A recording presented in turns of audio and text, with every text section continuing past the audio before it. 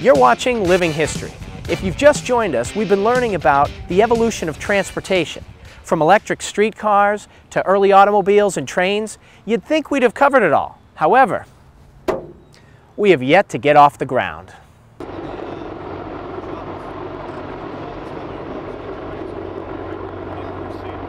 The Marlborough Airport has seen many planes come and go in its 9 decades of service as the state's oldest privately owned commercial port, but none more exciting than in 2010 when United States President Barack Obama landed here on his way to Framingham.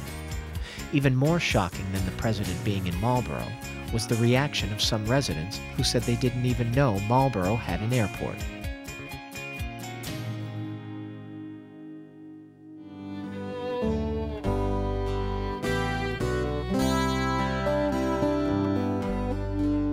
The Marlborough Airport began its modest existence as a landing field in 1922, when the former cow pasture was transformed. It may not have been much, but it did bring yet another mode of transportation to a town that had only become a city 32 years earlier. Now, that may not seem so long ago, but remember that's only 19 years after the Wright brothers showed that heavier than air flight was even possible. Like it was with the electric streetcar, Marlborough was at the forefront again, this time with flying. The little landing field officially became Marlborough Airport in 1927, and now it had a main hangar on the property and was mostly utilized as a flight school, although it did conduct some short-distance passenger services. It was a busy place.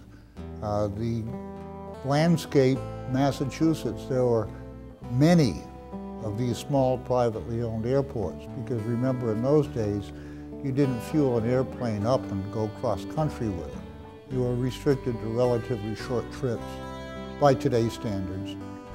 For roughly the next 15 years, Marlborough Airport changed management 3 times and even closed down in 1942. Norman Sims stepped up and took over operations in 1945, but not for long. Don LaCouture started in 1946, right after World War II ended. They were interested in expanding it, make the runway longer, adding lights, all-weather operation, those kinds of things. LaCouture also started Don's flying service. That part of the business flourished thanks to the GI Bill of Rights financing the teaching of would-be pilots in the wake of World War II.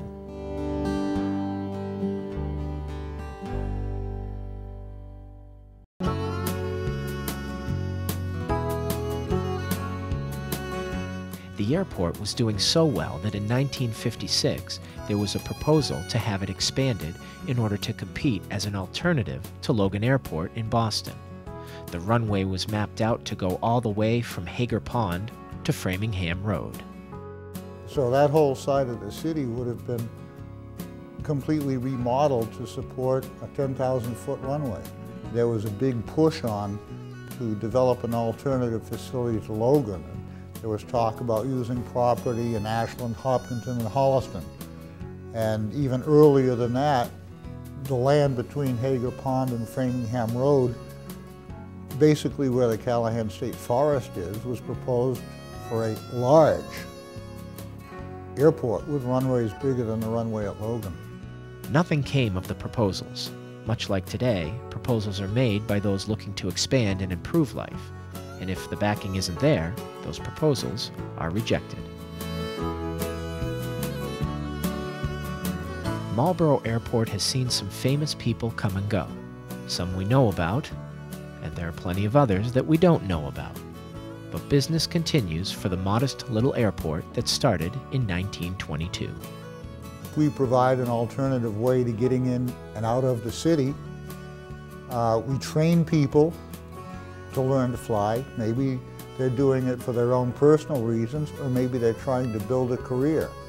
You never know when you might get on an airplane to go see Mickey and 20,000 of his closest friends and find that the pilot was trained to fly at Marlborough.